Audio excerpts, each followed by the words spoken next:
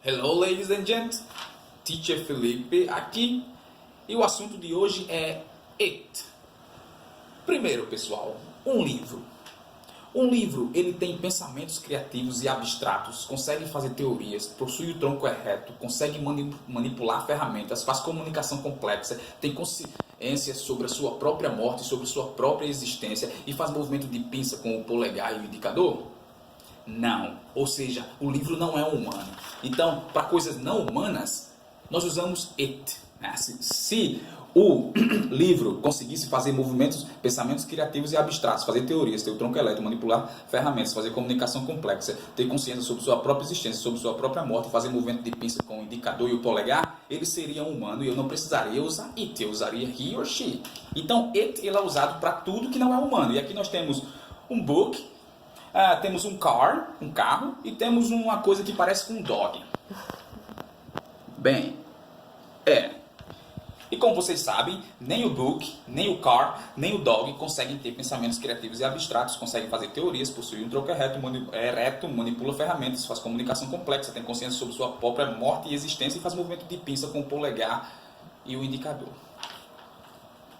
Já o humano, por sua vez, pessoal, ele tem pensamentos criativos e abstratos, consegue fazer teorias, tem o tronco reto, manipula ferramentas, faz comunicação complexa, tem consciência sobre a própria morte e sua própria existência, faz movimento de pinça com o polegar e o indicador. Então, para o ser humano, eu uso he ou she e nunca uso it, porque o ser humano... não vou repetir não. Porque o ser humano consegue fazer isso tudo, tá? Então, para seres humanos que conseguem ter pensamentos criativos e abstratos, fazer teorias, ter o tronco ereto, manipula ferramentas e faz comunicação complexa, ter consciência sobre a sua própria morte, sua própria existência e faz movimento de pinça com o polegar e o indicador, você usa he ou she. Explicado isso, que para tudo que não é humano, e vejamos que o book não é um humano, o carro também não é humano e o dog não é humano, eu uso it, o pronome it. E o pronome substitui o nome, não é isso? Muito bem. Vamos para os exemplos. The book is on the table. The book is on the table. The book is on the table. Table, aquela música que a gente aprende na infância. So, the book is on the table. Eu posso substituir o the book, que é o sujeito, pelo pronome it. It is on the table. The book is on the table. It is on the table. He ou she... Não. Pelo simples fato de o book não conseguir ter pensamentos criativos e abstratos, fazer teorias, ter o tronco ereto, manipular ferramentas, fazer comunicação complexa e ter consciência sobre sua própria morte e existência, fazer movimento de pinça com o polegar e o indicador. O livro não consegue fazer isso, portanto o livro não é um ser humano. Então você usa it para o livro, certo?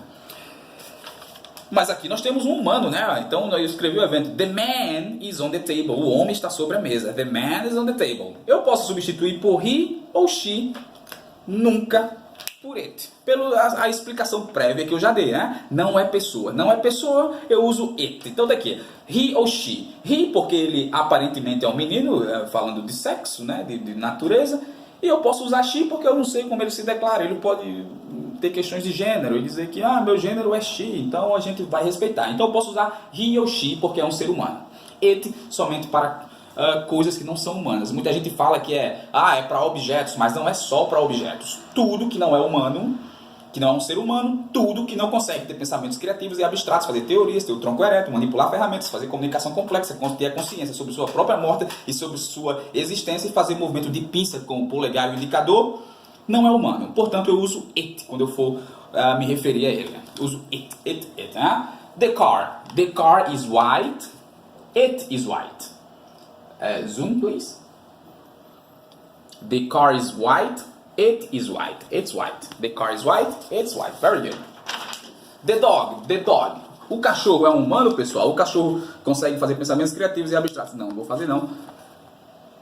Consegue? Não consegue. Então, the dog é it. It is tame. The dog is tame. It is tame. Tame significa manso. Então, o cachorro é manso. Ele é manso. Certo? E, pessoal, nós temos em português aquela velha coisa que a gente chama de sujeito oculto. Choveu ontem. Quem choveu? Choveu. Quem? A chuva, mas só que dentro da frase, dentro da estrutura, não tem a chuva, que é o sujeito. Eu estou dizendo que choveu. Aconteceu um desastre natural ontem. Quem aconteceu? Né? Então, não temos um sujeito, e é o chamado sujeito oculto em português. E para o sujeito oculto, Em português e em inglês nós também usamos it para sujeitos ocultos, até porque o sujeito oculto não tem pensamentos criativos e abstratos, consegue fazer teorias, não possui o tronco ereto, não manipula ferramentas, nem faz comunicação complexa, e não tem consciência sobre a sua própria morte e sua própria existência, e não faz movimento de pinça com o polegar e o indicador. Então não é humano. Então o sujeito oculto você também usa it. Temos aqui sujeito oculto, o it bem feliz por não conseguir fazer movimentos, pensamentos criativos e abstratos e etc. Certo? Então você usa it. Próximo exemplo. It rains a lot in Amazonas. It rains a lot in Amazonas. Então chove muito no Amazonas. It. E para sujeitos ocultos em português, se você for fazer uma tradução para o inglês, você deve usar o it, porque no it não existe essa coisa de sujeito oculto. O sujeito está aqui e o sujeito é it. É it que está fazendo a ação. É uma coisa não humana que está fazendo a ação. Certo? Então, it rains a lot in Amazonas. It rains a lot in... Próximo. It's hot in Natal. It's hot in Natal. Então, é quente em Natal. Tem um sujeito que não está na frase e você não sabe quem é. Só está dizendo que é quente em Natal. Então, você usa it. It is hot in Natal. Lembre-se que em inglês não existe essa coisa de sujeito oculto. O sujeito oculto é o it, porque não é um ser humano. E próximo exemplo é it's cold, é frio in Europe. It's cold in Europe. É frio ou está frio na Europa. O que está? É um sujeito oculto. Então lembre-se, pessoal. Lembre-se que o ser humano, graças à natureza ou graças a Deus, a Allah, Buda, Jah, sei lá, ele consegue fazer ter pensamentos criativos e abstratos, né? Fazer teorias, ter o tronco ereto, manipular ferramentas, faz comunicação complexa, como eu estou fazendo agora, tem a consciência sobre a morte, sobre sua própria existência e consegue fazer movimento de pinça com o polegar e o indicador. Fica a dica aí, bye bye, até a próxima.